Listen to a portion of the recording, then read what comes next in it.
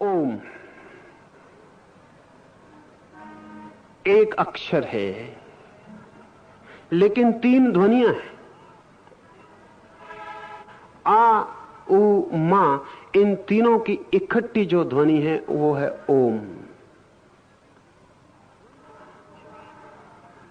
ध्वनि शास्त्र कहता है आ, उ, मा तीन मौलिक ध्वनियां हैं, सभी ध्वनियां इन्हीं का विस्तार है। तीन बीज ध्वनियां हैं, आ, उ, मा से सारी ध्वनियां इनका ही फैलाव है। इन तीनों को मिलाकर बनाया है ओम। तो ओम महाबीज है। ओम से तीन ध्वनियां पैदा होती हैं, आ, उ, मा, और फिर तीन ध्वनियों से ध्वनियों का सारा संसार प्रकट होता है। इसे थोड़ा समझना ऐसा पड़े, आधुनिक भौतिकी फिजिक्स कहती है कि समस्त जीवन का मौलिक आधार इलेक्ट्रॉन्स है, विद्युत कण है।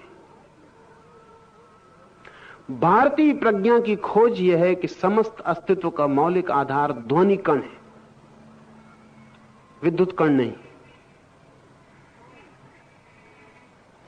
साउंड, ध्वनि मौलिक है। पश्चिम की भौतिक शास्त्र की खोज है कि विद्युत मौलिक है, लेकिन एक मजे की बात है कि पश्चिम का भौतिक शास्त्र कहता है कि ध्वनि भी विद्युत का एक प्रकार है।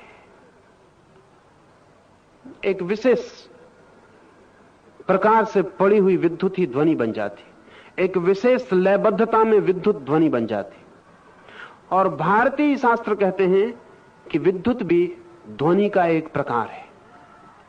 विशेष रूप से की गई ध्वनि आग को पैदा कर देती। इसलिए हम कहानियां सुनते हैं तानसेन की, और वे सब कहानियां सही हो न हो, लेकिन उनके पीछे भारतीय दृष्टि कारण है। और वो दृष्टि यह है कि अगर विशेष आघात किया जाए ध्वनि का तो अग्नि पैदा हो जाती, विद्युत पैदा हो जाती। अभी पश्चिम में भी ध्वनि शास्त्र पर नवीनतम खोजें विकसित होती हैं, तो भारतीय प्रज्ञा की खोज महत्वपूर्ण होती जाती। अब तो वे भी कहते हैं कि यह संभव है कि विशेष ध्वनियों की चोट से आग पैदा हो जाए, क्योंकि उनका कहना है कि ध्वनि भी विद्युत का एक प्रकार है।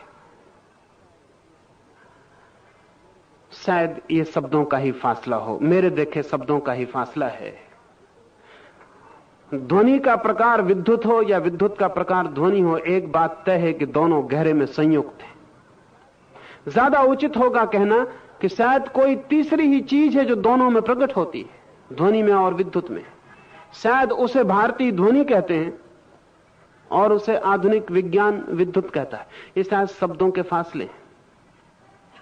इसलिए जैसे आज आइंस्टीन का सूत्र, छोटा सा सूत्र जो आज के पूरे विज्ञान को समाहित कर लेता है,